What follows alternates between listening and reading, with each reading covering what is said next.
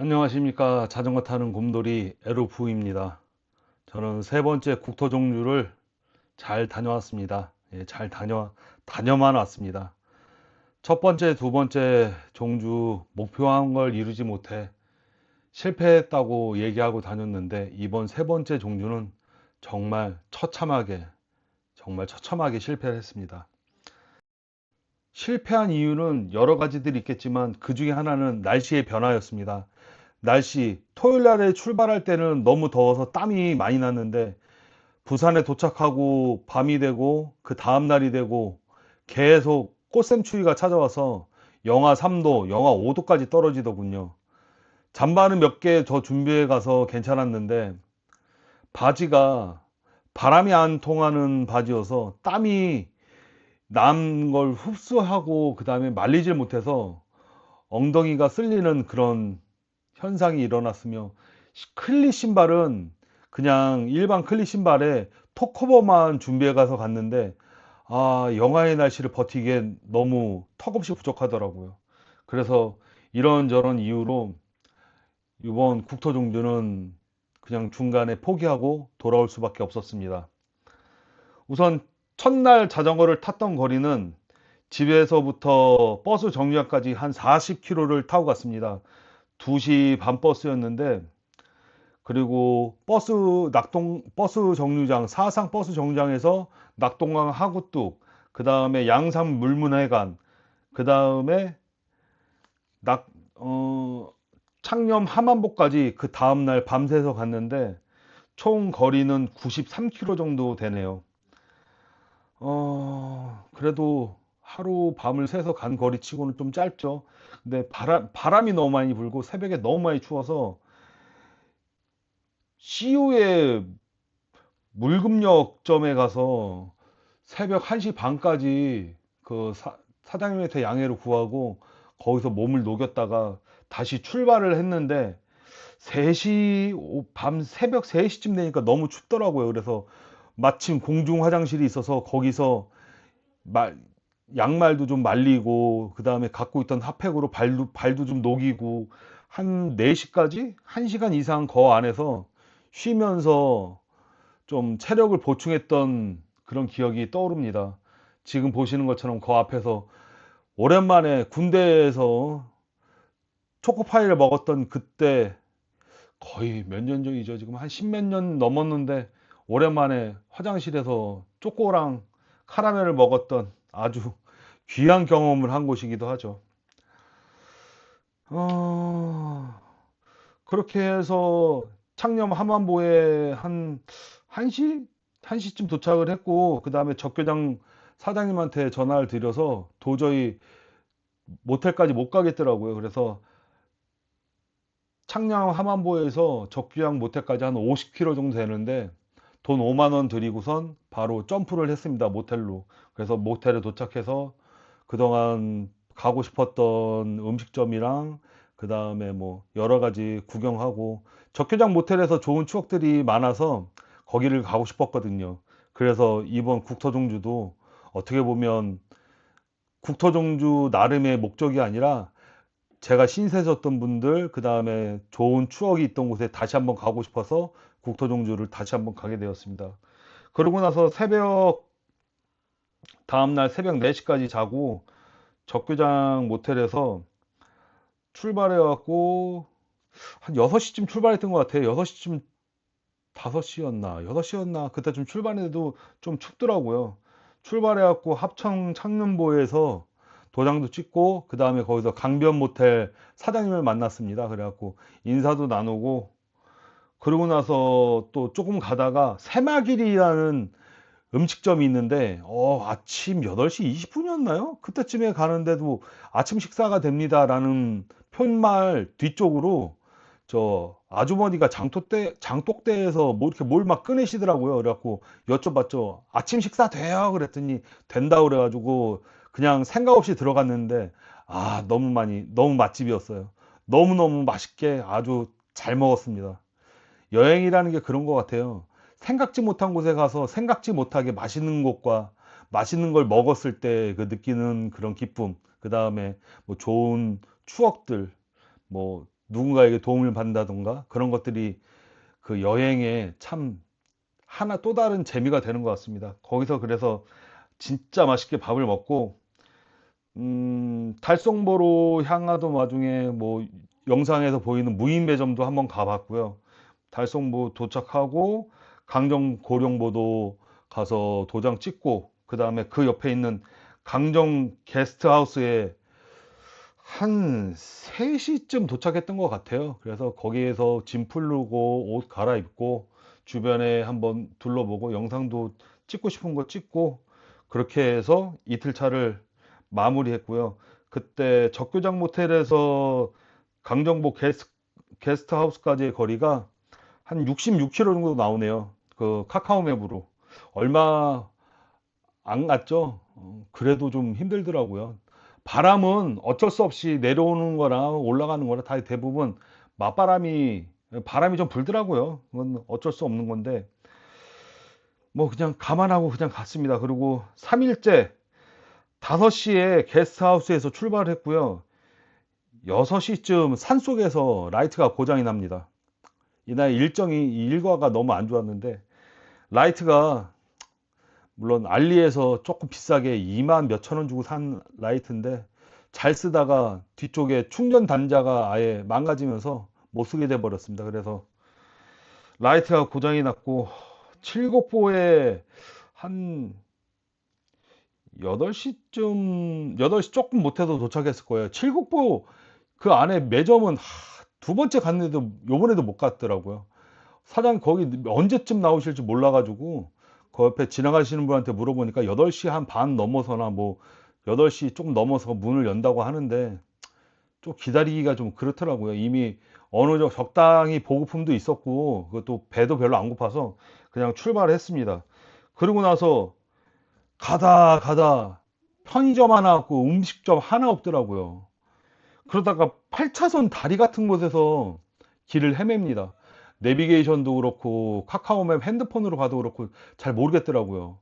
여기로 가라고 하는데 이 길이 아니고 저쪽인데 그렇게 해서 고민하다가 마침 또 때마침 또 귀인 같은 분을 세 분을 만나요. 자전거 타시는 분들 세 분인데 연세가 좀 있으셨는데 이쪽으로 가는 거 맞냐고 하니까 맞다고 저쪽 위로 쭉 올라가서 요 밑으로 빠져서 내려가면 된다고 그렇게 말씀해 주시더라고요. 그래서 근처에 혹시 가면서 구미부까지 가면서 밥 먹을 때 식당 같은 데 있냐고 물어봤더니 없다고 그러더라고요.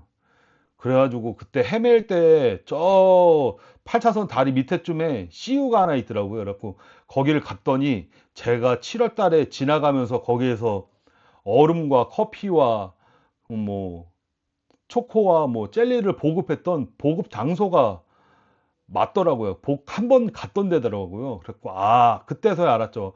아 상행선과 하행으로 내려가는 이 길이 조금은 같은 곳도 있지만 다르게 내려가는 곳도 있구나. 왜냐면 저는 그 편의점에서 가는 길에 편의점에서 물건을 사고 쭉 밑으로 내려갔던 기억이 나더라고요. 근데 제가 왔던 길은 그쪽이 아니라 그 방향에서 반대길이 아니라 그 다른 쪽에서 오는 거라 길이 좀 틀리다는 걸 그때 확실하게 알게 되었죠.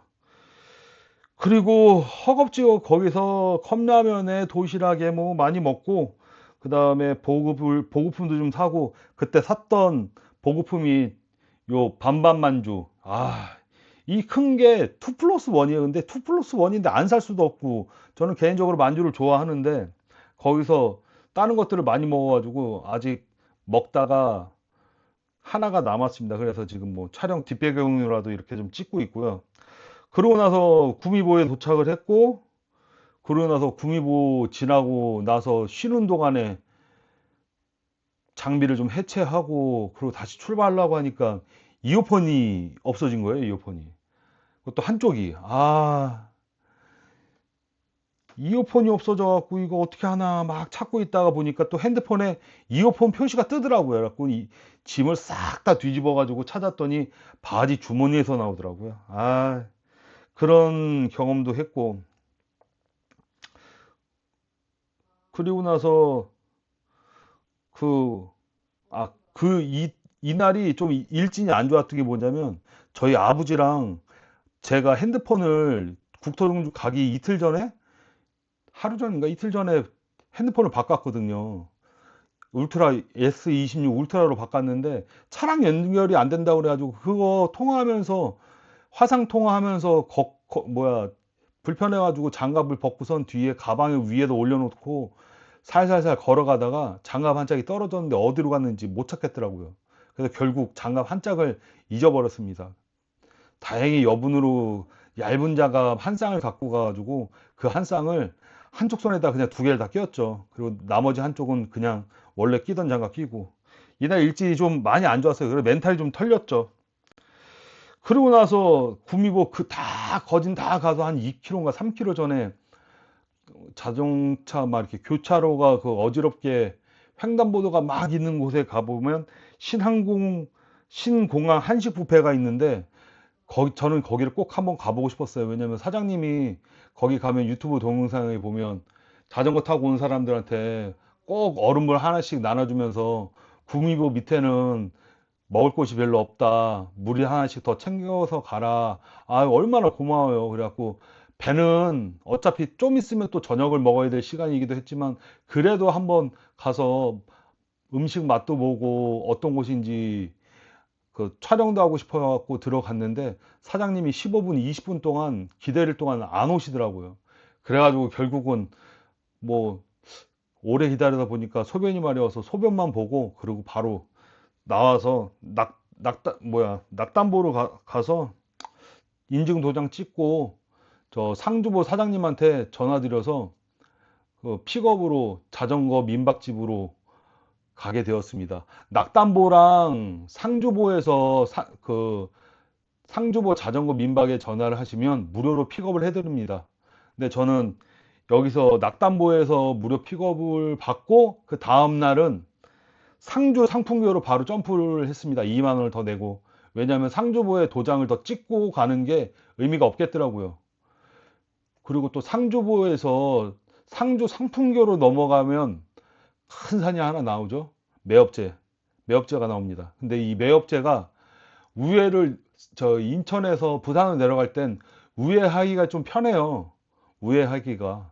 그리고 저는 저번 7월 달에도 2만 원을 내고 상주 상품교로 그냥 가서 도장만 찍었거든요. 그래서 확실하게는 알지는 못하지만 우회가 좀 편한데 이 부산에서 인천으로 올라가는 쪽의 우회는 자동차 도로를 좀 많이 타야 돼요. 그래서 그럴 바엔 또 뭔 의미가 있냐. 이미 멘탈도 많이 나가 있는 상태였고 몸도 많이 지쳤고 그래서 바로 다음날 상주 상품교로 점프를 합니다.